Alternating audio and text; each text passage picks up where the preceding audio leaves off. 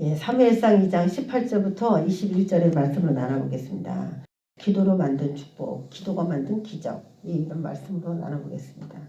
기도는 강조해도 부족하지 않아요.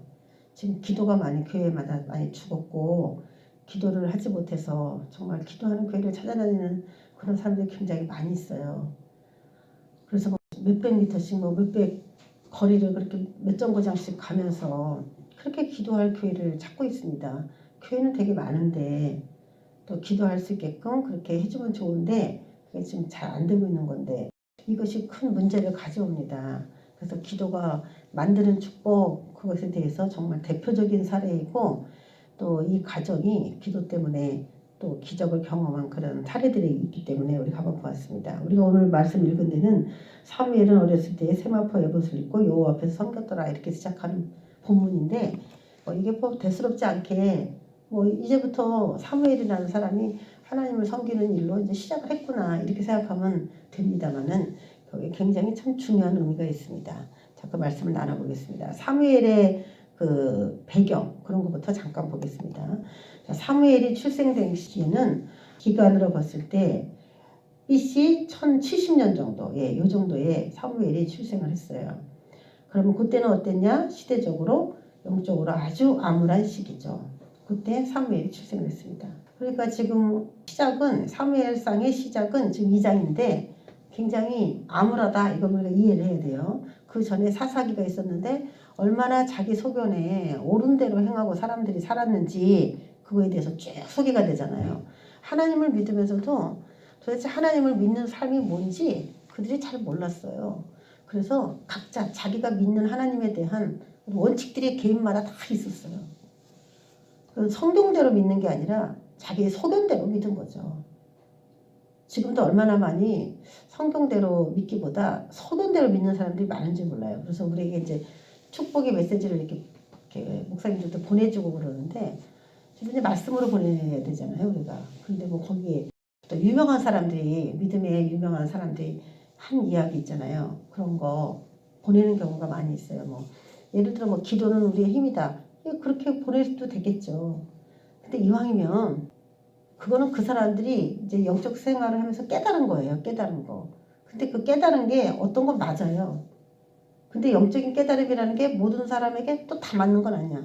그러면 기도는 힘이다. 그거 맞아요. 맞으니까 그거 보내도 되겠지만 그렇게 성경에 없는 자기의 깨달음을 보냈을 때에 맞은 것도 있지만 맞지 않는 것도 굉장히 많이 있을 수 있다는 거예요. 근데 그걸 어떻게 분별을 하겠습니까?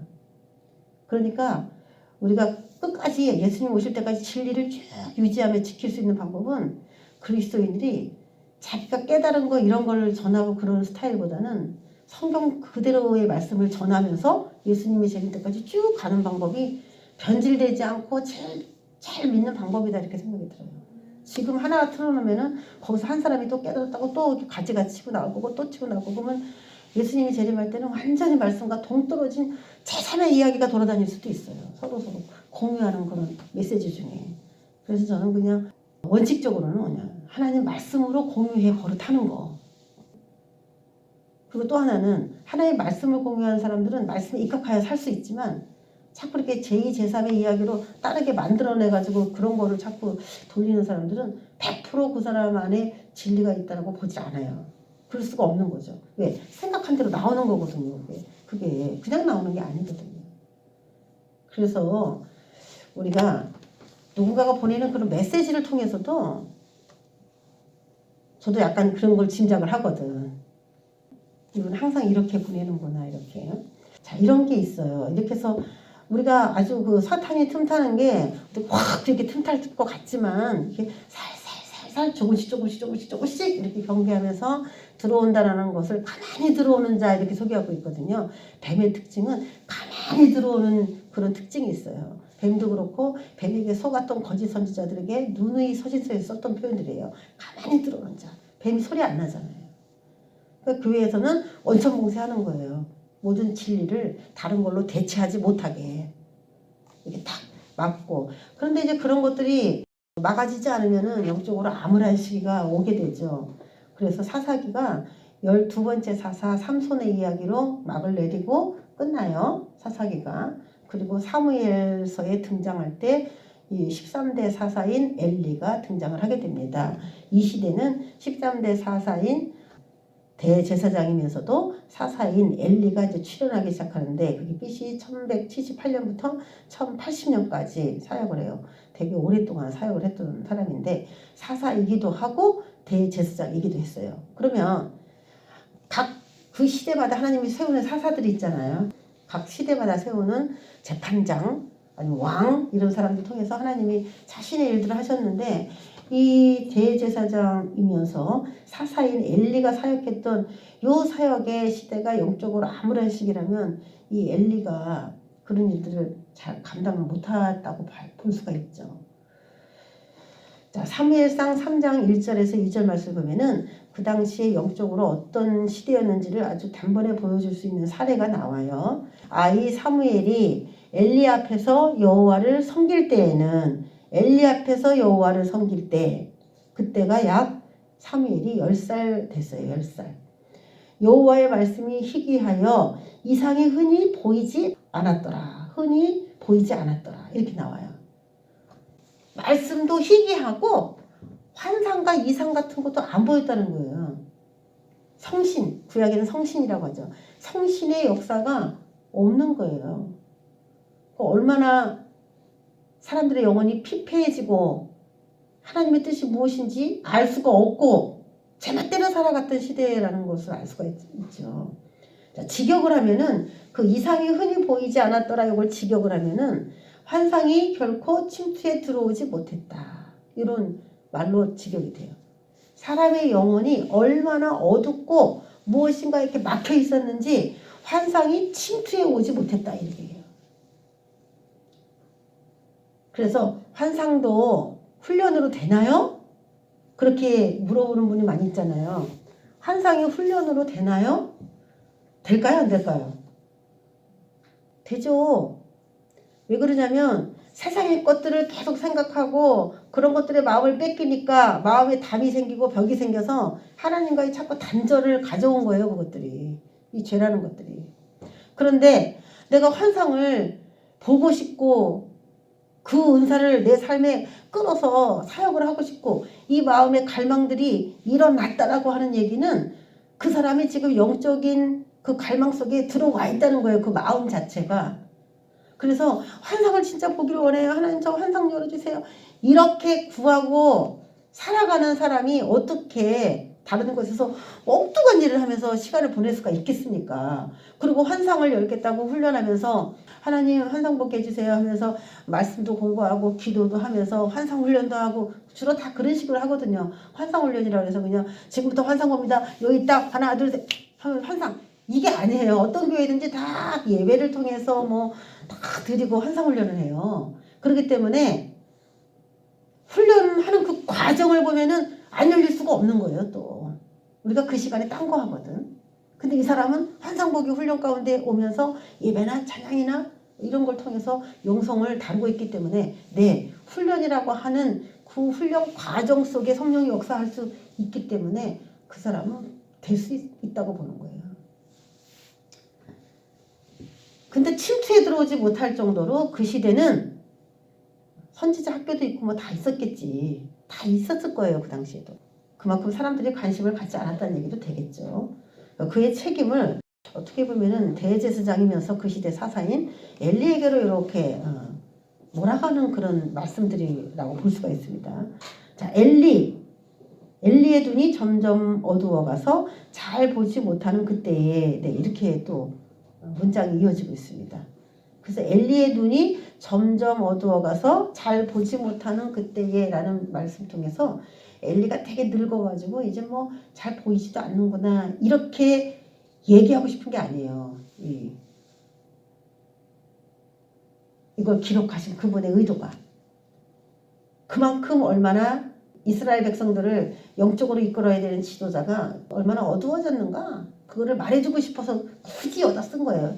여러분 나이가 늙어갖고 눈이 제대로 보였다는 사람이 세상에 있겠습니까? 나이가 들었더니 더 잘 보였더라. 뭐 시력이 감퇴되지 않았더라. 그런 사람이 없잖아요. 제가 오늘 찬양하다가 그 생각 났는데 오늘 이 말씀이 나오네. 오늘 찬양하다가 야, 그냥 애들도 다 안경을 썼는데 그래도 안경 안 쓰고도 저기 있는 글씨가 보이는 게 참 감사하다. 내가 오늘 찬양할 때 새삼스럽게 그 생각을 했거든. 지금 다 너무나 다 안경을 쓰는 시대인데 안경 안 쓰고 저 글씨가 그래도 대충 보여가지고 읽는다는 게 감사하다. 이 눈이라고 하는 거, 네, 이 시대가 점점 눈이 어두워가는 그런 시대라고 또 볼 수가 있겠어요. 그런데 상황은 되게 안 좋아. 뭐 시작도 안 좋아. 그냥 우울해. 그쵸? 그 내용 자체가 그냥 우울 모드죠. 지금 시작이. 그런데 이 시대에 아주 밝은 쨍 하고 해뜰 날 같은 그런 햇빛 같은 그런 기적을 만든 유일한 여인이 등장을 하죠. 한나라고 하는 여자이죠. 네. 그래서 우리의 상황이 안 좋은 거, 우리의 목사님이 영적 상태가 안 좋은 거, 내가 안 좋은 조건 속에서 태어난 거, 그거 다 의미가 없어요. 누가 바꿔요? 기도하는 그 사람이 바꿔요. 다 바꿀 수 있습니다. 네, 그걸 믿고서 오늘 이 말씀 봅니다. 자, 한나가 기도를 했더니 한나는 기도한 게 이제 아들을 못 낳아서 그래서 이제 분인나에게 매일 격동을 받아가지고 저 분인나는 그냥 아들을 쑥쑥 잘났는데 나는 남편의 사랑은 받고 있지만 아들은 못 낳아. 그래서 성전에 가고 기도했던 여자예요. 하나님은 한나를 통해서 굉장히 큰 일들을 준비를 하고 계셨는데 한나는 지금 현재로는 아들 못 낳는 여자, 그 여자로 자기를 그렇게 생각하고 묶어놓고 있었어요. 저놈은 둘째 분인나 때문에 나는 이게 뭔가 정말 하나님은 나를 왜 이렇게 비참하게 하시나. 자신을 향한 하나님의 계획이 굉장히 원대한데 한나는 지금 현재는 분인나로부터 공격을 받고 있는 아기 못 낳는 한 부인으로서 지금 자신을 그렇게 생각하고 있어요. 우리가 생각할 때 다 그렇죠? 내 환경이 아주 안 좋고 누가 나를 무시하고 그 안에 들어있는 아주 작은 나는 하나님과의 좋은 관계를 맺으려고 노력했지만 현실은 여전히 볼품없는 그런 모습의 그런 나인 거예요 지금 한나는. 그런데 하나님이 세우는 계획은 한나한테 요만한 게 세우는 게 아니라 요만한 계획을 세워놓고 그거를 이루어 가시려고 하는데 한나는 그게 안 보여. 왜? 그냥 눈앞에 있는 그 열매, 그 자식이라는 눈앞에서 당장 나한테 기쁨을 주는 그 아들이라는 그것만 딱 나와주면 뭐 딴 거 다 필요가 없거든. 한나는. 한나가 국가기도 했어요 안 했어요? 한나가 국가기도 했어요 안 했어요? 한나가 국가기도 안 했잖아. 그렇죠? 여러분, 저와 여러분이 아직 국가에 대해서 잘 모르고 그래도 저와 여러분이 아들 달라는 내 문제 하나 해결해 달라는 그 기도를 하는 그 기도를 통해서 하나님이 계획하신 건 국가기도였어. 할렐루야. 우리의 기도는 우리에게 기도시키는 이유는 하나님이 굉장히 여러 각도로 그 기도를 사용할 수 있다는 사실을 인정해야 돼요. 이거만 것 갖고 기도한다고 생각하고 잘 기도한 거야. 그냥 아들 아주 대수롭지 않은 기도였어요. 자, 한나의 기도는 제사장 엘리의 가문에 영향을 끼친다. 첫 번째, 엘리의 가문에 영향을 끼쳤어요. 전 어저께 설교 준비하면서 참 새로운 게 한나가 기도할 때 누구를 염두하고 기도했을까요? 누구를 대적으로 삼으면서 기도했을까요? 분인나였어. 네? 분인나. 한나가 기도하게 된 원인은 분인나였어. 그래서 원수들 앞에 내 뿔이 높아졌으며 했을 때 그 원수를 한나는 누구라고 생각했을까? 우리가 그렇게 생각해 보잖아요. 그럼 당연히 분인나였겠지. 그런데 분인나가 어떻게 됐더라? 그 얘기는 뭐 가볍게 쓱 지나가 버리고 한나의 기도에 가장 큰 타격을 입은 사람은 누구냐면 엘리의 가문이었어요. 야, 이 기도가 신기해. 저와 여러분의 기도가 이상하게 흘러가서 이상하게 역사될 수가 있는 겁니다. 한나의 기도가 제사장, 그 시대의 사사, 그 시대의 제사장인 엘리 가문에 엄청난 역사를 일으켰어요. 파장을 일으켰어요. 우리의 기도가 무슨 일을 할지 모릅니다. 우리의 기도가 어떤 사고를 칠지 모릅니다. 야, 이런 거 보면 정말 기도가 불똥을 튀면서 탁탁탁탁 하는 그런 걸 좀 봐야 돼요. 사무엘이 세마포 에봇을 입고, 오늘 우리가 이 말씀으로 시작했잖아요. 사무엘이 세마포 에봇을 입고, 이게 아주 무서운 얘기예요. 하나님께 이 한나가 사무엘을 바치고, 그리고 사무엘은 엘리 밑에서 이 제사장 공부를 했어요. 사무엘의 출신에 대해서도 우리가 배우겠지만 사무엘은 레위지파 가문이거든요. 그래서 교회에서 성전에서 일할 수 있는 자격이 있어요. 그런데 이 세마포 에봇이라고 하는 거는, 원래 대제사장이 있는 에봇은 굉장히 아름답고 멋있는 에봇이에요.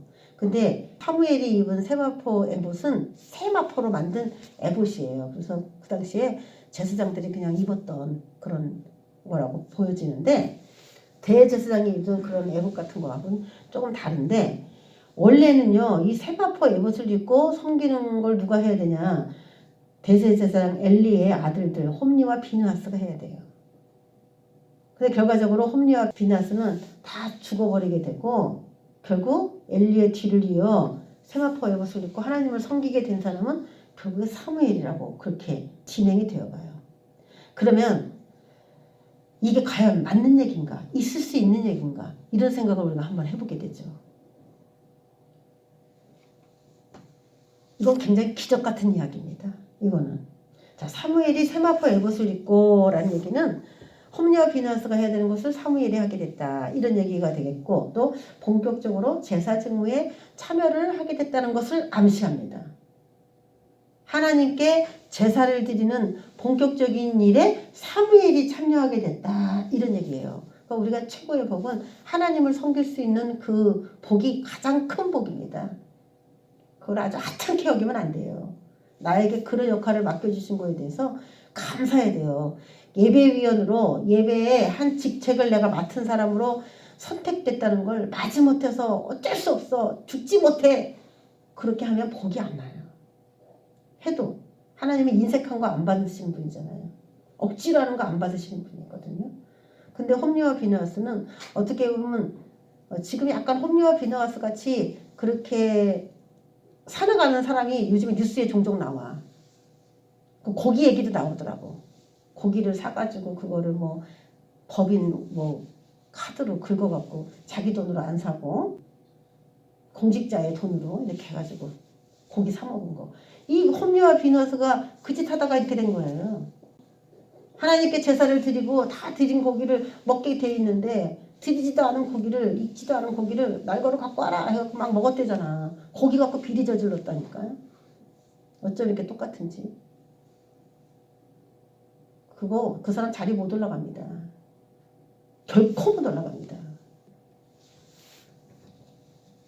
엘리의 가문이 사사와 대제사장으로 있을 때에 눈이 어두워지고 사람들이 말씀도 희귀해지고 이상도 훤하게 보이지 않았던 그런 얘기들이 쭉 전개가 되어 있는데, 거기에서 사무엘이 에봇을 입고 또 엘리 밑에서 양육되었더라, 이런 얘기들이 앞부분에 나오는 거는 뭘 의미하냐면, 이제부터는 이스라엘의 영적인 회복이 일어날 것이다, 이런 것을 암시하고 있는 거예요.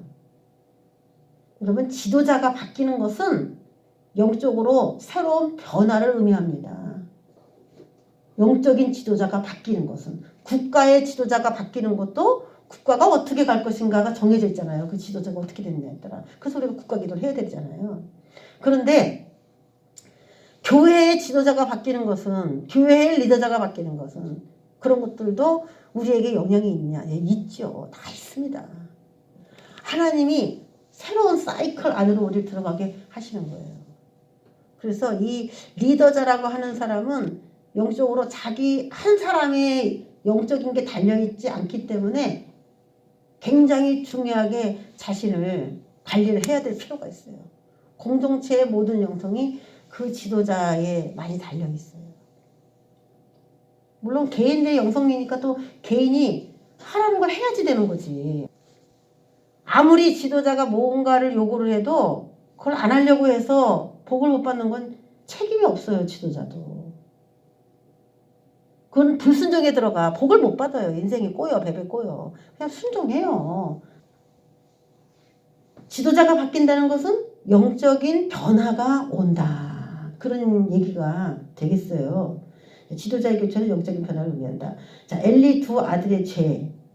왜 잘려나갔냐? 왜 사무엘이 대신 엘리 대신에 대를 잇게 되었나? 하나님이 그래도 이스라엘을 사랑하니까 엘리의 두 아들, 그 꽃된 아들을 잘라버렸지. 제사를 멸시하고 하나님의 예배를 신성치 여기지 않고 예배를 등한히 여기고, 하나님 무슨 예배 때 무슨 하나님이 있어?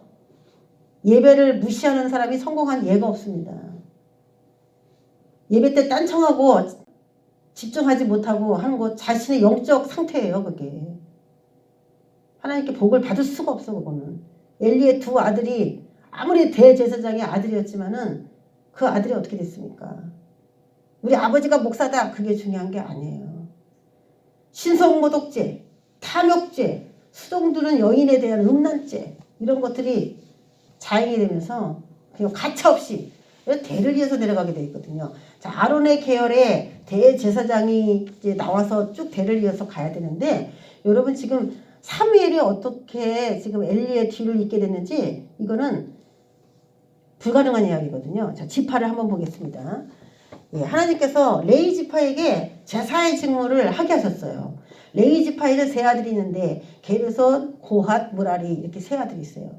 고핫이라고 하기도 하고 그핫이라고도 나옵니다. 고핫이라고도 하기도 하고 그핫 같은 말이에요. 근데 이 고핫의 아들이 넷이 있어요. 아므람, 이스할, 헤브론, 우시엘 이렇게 네 아들이 있어요. 근데 이스할을 다른 이름으로 암미나답이라고도 나와요. 종종. 그러니까 이스할은 곧 암미나답이다 이렇게 생각하면 됩니다. 그러면 이 고핫 자손 가운데 아므람 이 아들에서는 장남인데 모세와 아론이 나왔어요. 그래서 아론의 서열에서만 대제사장이 나와요. 제사장 일을 해야 돼. 아론의 계열에서만. 그런데 지금 사무엘은 고핫 자손의 이스할 자손이에요. 거기 역대상 6장 33절에 34절 보면 그핫의 자손 중에 헤만은 찬송하는 자라. 그는 요엘의 아들이요 요엘은 사무엘의 아들이요 사무엘은 엘가나의 아들이요 이렇게 나왔어요. 그래서 우리가 다윗의 성가대에서 헤만 뭐 여두둔 뭐 이런 사람 나오잖아요. 찬송하는 자. 그 헤만이 이 사무엘 가문에 속한 자예요. 헤만이. 찬송하는 자로서 이름이 많이 나오거든요. 시편에도 헤만이 지은 찬송이 많이 나오잖아요. 이게 사무엘의 자손이에요. 그래서 원래 제사장으로서는 아므람이라고 하는 아들 그 아론의 계열에서부터 쭉 제사장이 나와야 되는데 갑자기 사무엘이 제사를 지내는 세마포 에봇을 입는 거예요. 그거 어떻게 보면은 레위 지파들은 제사 지내는 걸 옆에서 도와주고 하거든요. 그래서 사무엘이 마치 도와준 것처럼 그렇게 인식이 되기도 하는데 그러지 않는 이유가 뭐냐면은 참 말씀이 특이한 거예요. 자, 아론의 그 두 아들 중에 서열이 제사장 서열로 쭉 내려가는 서열이 엘르아살과 이다말 서열이에요. 그 엘르아살과 이다말 그런 서열에서 엘리는 이다말 서열이에요. 그래서 엘리 가문에게 하나님이 이제는 너의 대가 더 이상 유지되지 못한다 선언을 하시고 이 이다말의 서열은 계열은 끊어졌다고 봐요. 점점 앞으로 끊어져. 다윗 시대까지 쭉 뭐 이렇게 가다가 이렇게 끊어져요. 근데 애를 낳잖아요. 홈리와 비나스의 부인이 뭐 애를 낳아가지고 그 아들이 또 있기 때문에 이다말의 계열이 흘러가기는 하지만 나중에는 다윗 시대는 완전히 전멸하게 되는 사태까지도 벌어집니다. 그래서 이다말은 점점 축소되고 엘르아살 가문이 제사장 가문으로 쭉 나가요. 지금도 이제 엘르아살 가문에 제사장이 있겠죠. 있기는. 근데 여러분 사무엘서를 읽을 때에 엘르아살 가문에서 사역했던 제사장의 이름들이 나옵니까? 다윗 시대나 되면은 뭐 사독 선지자 이런 선지자들이 나오면서 엘르아살 가문이 막 나와요. 이렇게 소개가 되고 있어요. 근데 이 사무엘 상하를 지나가다 보면은 모든 제사와 사사적인 일들을 사무엘이 다 하는 것처럼만 나와요. 엘르아살 가문은 도대체 어디 갔는지 드러나지도 않아요. 사무엘이 제사를 지내주지 않아서 사울이 전쟁하지 못하는 뭐 그런 얘기도 나오잖아요. 그래서 마치 사무엘이 제사를 엘르아살 가문이 하면서 사무엘이 옆에서 도와준 것처럼 우리가 읽기보다는 마치 사무엘이 제사의 모든 직무를 다 수행한 것처럼 느끼는 본문들이 꽤 많이 나오더라는 거예요.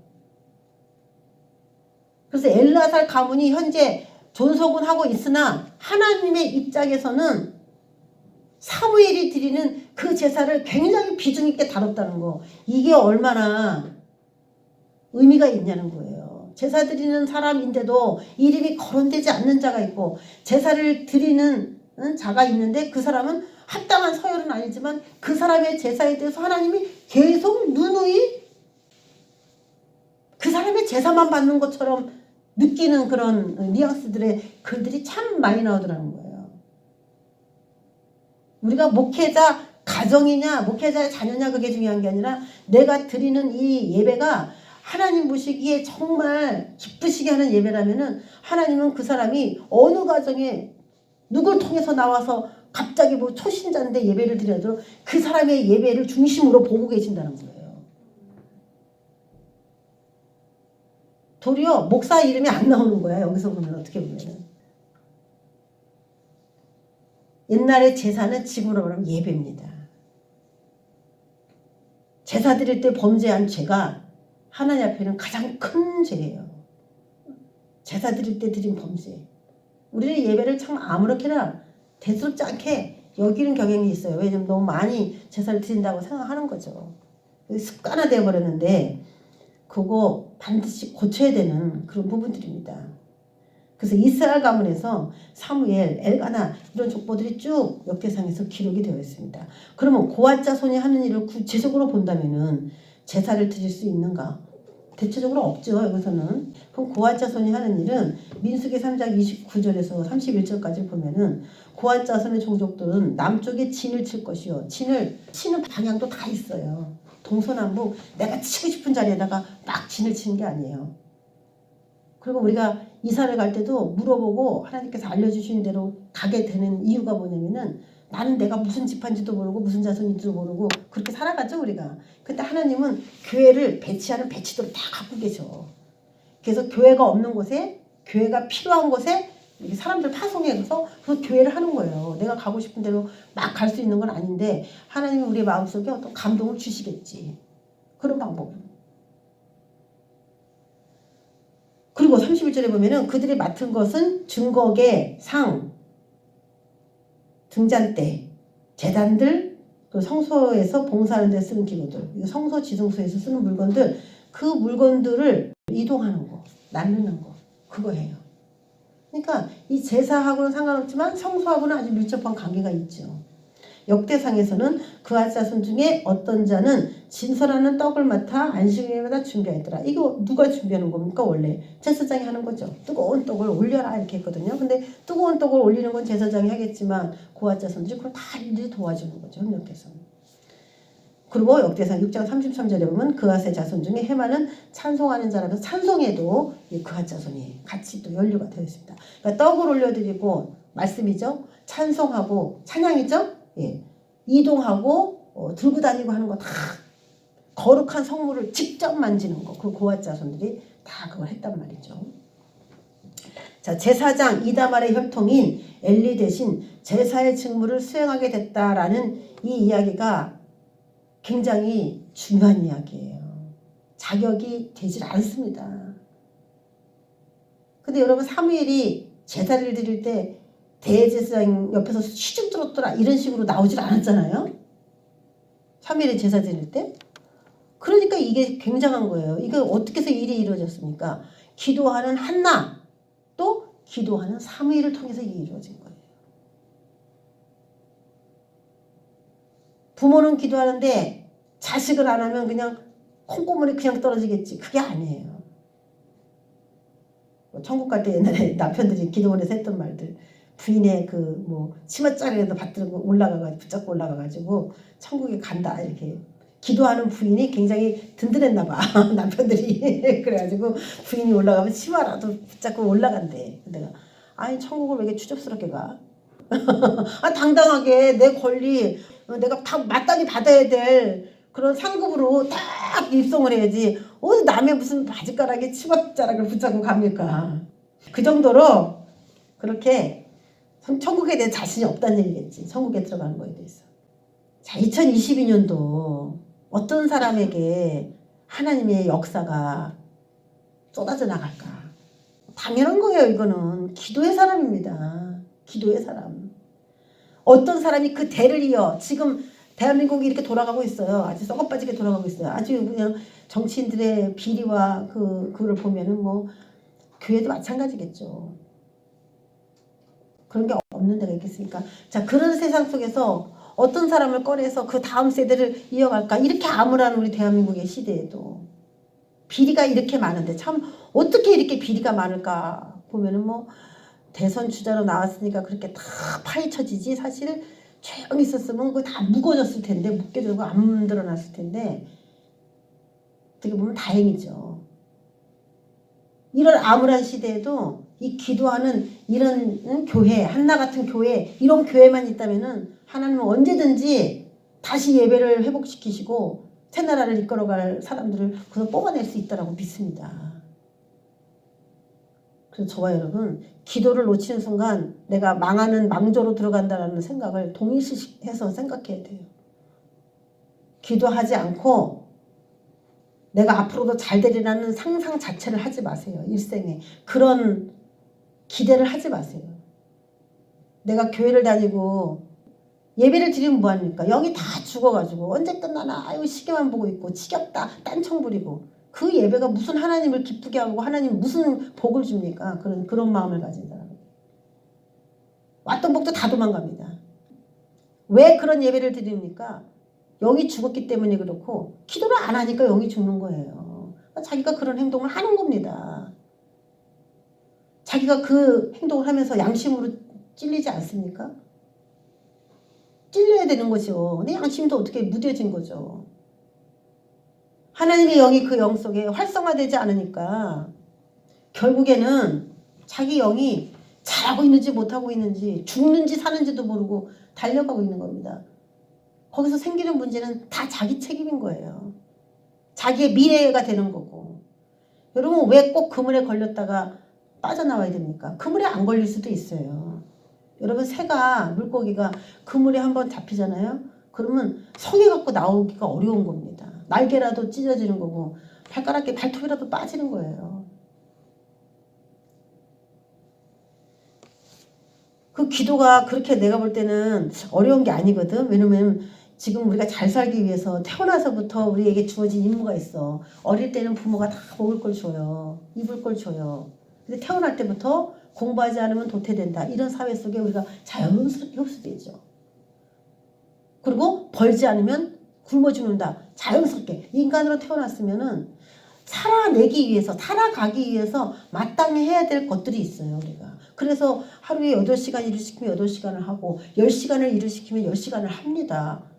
그렇게 해야 돼요. 근데 다만 하루에 1시간 그 기도하는 그 시간이 아깝고 8시간 일을 하는 그 일을 하는 시간은 다 해내거든. 지구상에 있는 모든 사람들이 그건 다 해내거든. 왜? 살아가야 되니까. 여러분 이걸 좀 바꿔봐요. 바꿔보면은 인생의 답이 또 나와. 8시간은 다 일을 해야 우리가 먹고 살아. 그렇다고 뭐 저축을 엄청 많이 하느냐. 그러지도 않아요. 그냥 근근히 사는 거지. 하루하루. 근데 그 8시간을 내가 하나님을 위해서 한번 8시간 다 하지 못해도 절반이라도 드려보자. 절반은 나를 위해서 돈을 버는 데 쓰고 절반은 하나님을 위해서 드려봐. 들어오는 수입이 절반으로 줄었는데요? 그러겠죠. 근데 하나님이 그 절반만큼만 채워주는지 인생을 한번 다시 이렇게 곰곰이 생각해보면 조금 묘수가 나오지 않겠습니까? 여러분이 어차피 하루를 가만히 있어도 하루는 가요. 24시간. 무언가를 해도 하루는 가요. 24시간. 근데 거기에 따라 미래가 엄청 달라져. 그래 안 그래요?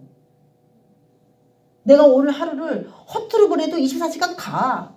알차게 보내도 24시간 가. 근데 그거에 따라 미래가 사람마다 완전히 달라.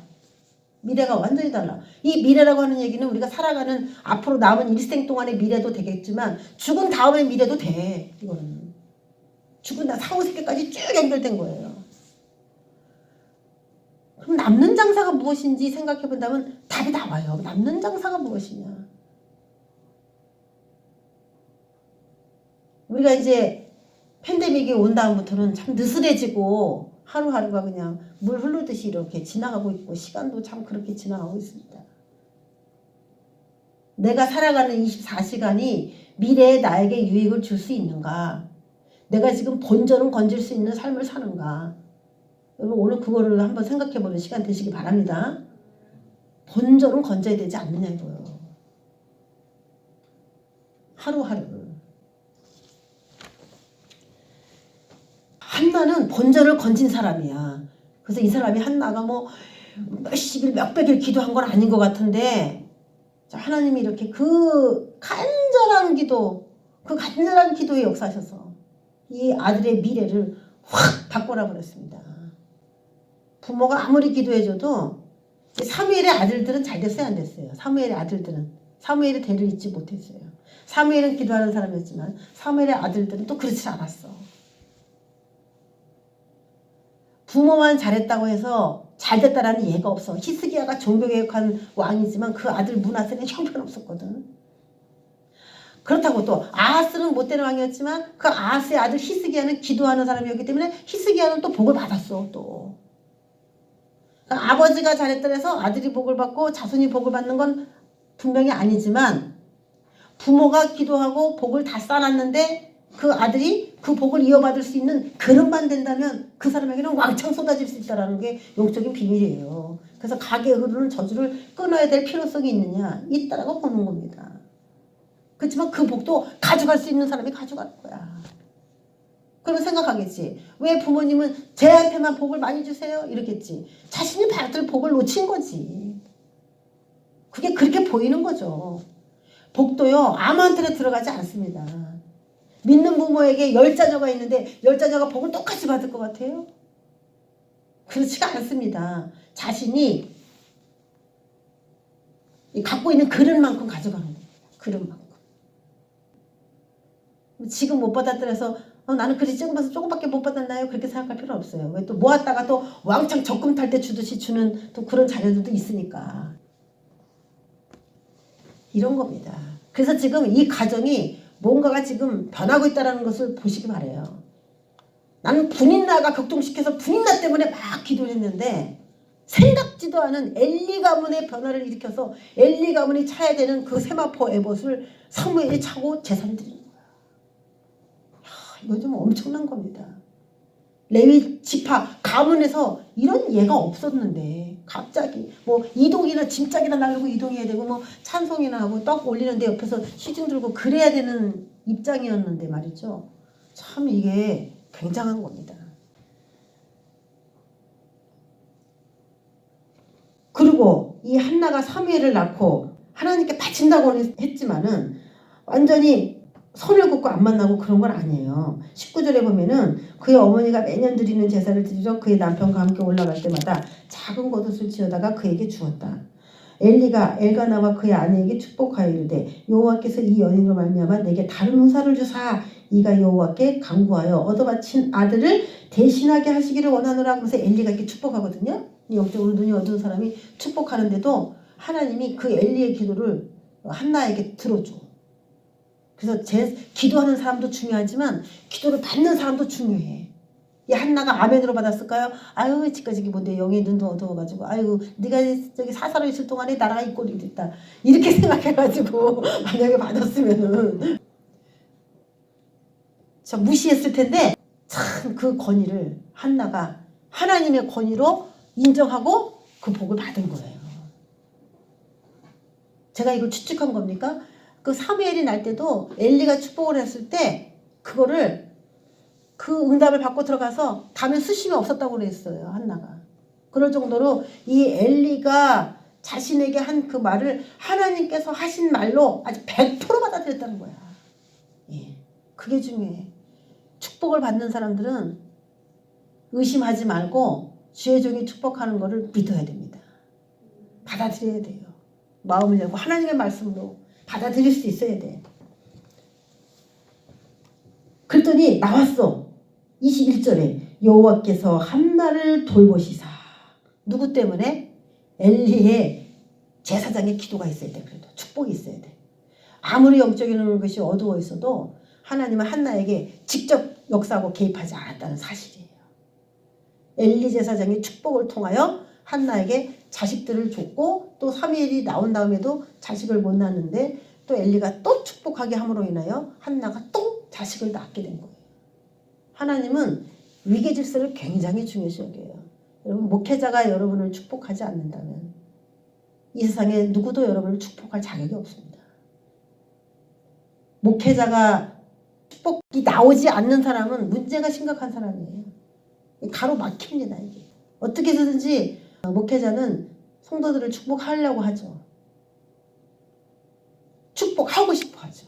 축복 받았으면 좋겠죠. 왜? 우리 교회 안에 있으니까. 우리 교회 안에 있으니까 다 복을 받기를 원해요. 목사님들은 다 그런 마음이 있어.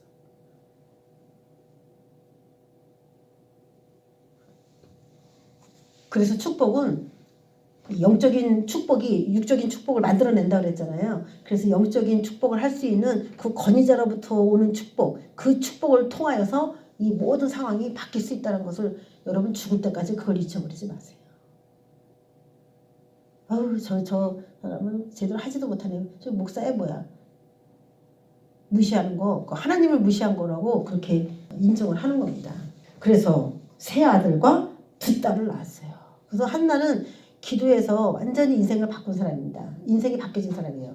한나같이 그냥 기도 한두 번 해갖고 다 역사가 일어나면 참 좋은데 우리 기도를 날마다 그래도 하는 교회인데 우리 기도 많이 하는 교회거든요. 그런데 역사가 일어나지 않는 것처럼 보여서 사실 역사가 다 일어났어요. 여기 보면은. 근데 뭐 우리가 생각하는 역사가 또 있으니까 우리가 생각하는 기대치가 또 있으니까 계속 그 기대치를 항상 가다 보니까 아직 안 이룬 것처럼 보이지 제가 보면 다 역사가 일어났어요. 근데 더 큰 역사가 일어날 줄 믿습니다. 예. 그래서 기적을 만드는 능력은 뭐냐? 기도예요. 그래서 2022년도 기적이다 이런 표를 하나님이 주셨을 때는 믿음으로 내가 구할 것에 대해서 정확히 그렇게 될 거라고 믿고 그렇게 계속 기도하는 거 그게 중요하고 자, 한 여인의 개인적 기도가 아들 달라는 개인적 기도가 이스라엘 국가의 영적 회복을 가져오는 국가 기도가 되었습니다. 할렐루야. 놀라운 거예요. 내가 속한 모든 영역에 변화가 일어납니다. 저 그 경험도 있어. 옛날에 우리 교회에서 내가 집사 때 기도를 했는데 목사님도 모르고 다 변했어. 교회가. 온 교회가 다 변했어. 남편도 변했어. 갑자기 선교가인데 직업을 가져서 일하다가 다 변했어. 교회가 변하더라고. 아유, 교회가 너무 작아서 변한 사람이 많지 않아서 참 그런데 큰 교회에서 누가 성령 체험을 탁 한 사람이 하잖아요. 그 교회 변화가 일어난다니까. 진짜. 한 여인의 개인적 기도가 국가를 살렸다. 국가의 기적이 일어났죠. 나의 기도가 내 문제만 해결하는 것이 아니라는 사실을 알아야 됩니다. 또 심판을 받아야 되는 엘리가를 심판하고 하나님이 그 한나의 가족들에게 변화를 일으켰는데 기도가 만든 기적의 영역 첫 번째 이스라엘 국가의 회복 두 번째 남편 엘가나가 레이지파 가문이었지만 제사장이 나올 수 없는데 갑자기 제사장 일을 하는 이 사무엘의 행동들을 소개하면서 굉장히 엘가나라고 하는 남편의 모든 그 입장이 사람들에게 굉장히 좋게 어필이 된 거죠. 네 아들이 제사도 지낸다 이러면서 그렇죠? 이미지가 완전히 달라졌어요. 또 아들 사무엘의 인생 전체가 이스라엘의 사사로 제사장으로 그렇게 군림하게 되면서 원래는 그냥 무거운 짐 나르고 이제 일해야 돼요. 떡 이렇게 올리고 이제 그런 거 해야 돼요. 그런데 모든 사람들이 자비롭게 보고 은혜롭게 여기는 사무엘이 왔다 그러면 사람들이 막 진짜 뭐 유명한 연예인 하나를 만나듯이 그렇게 된 그런 시대까지 이 사무엘의 일생을 바꿔갔죠. 또 세 아들과 두 딸을 더 낳은 자기 자신 애를 못 낳는다고 하는 그 기도 때문에 시작했는데 그 기도도 다 이루어졌습니다. 제가 오늘 이 설교를 준비하면서 우리가 막 작전 기도하고 그럴 때 여러분에게 주신 하나님의 응답들을 하나하나 다 생각해 봤어요. 제가 다 알거든. 과연 그 응답들이 딱 그렇게 된다는 얘기인지 그거와 같이 되게 해주겠다는 상징적인 의미들이 그 안에 들어있는 것인지 그런 것들에 대해서 계속 생각해 봤어요. 그랬더니 아직 안 이루어졌어. 제가 이렇게 보니까.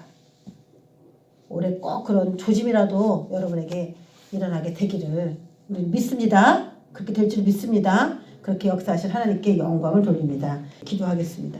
하나님 아버지 감사합니다. 사무엘이 기적의 사람입니다. 태어날 수 없는 그런 상황이었는데 어머니의 기도로 태어나서 정말 이스라엘을 구원하는 놀라운 역사를 했습니다.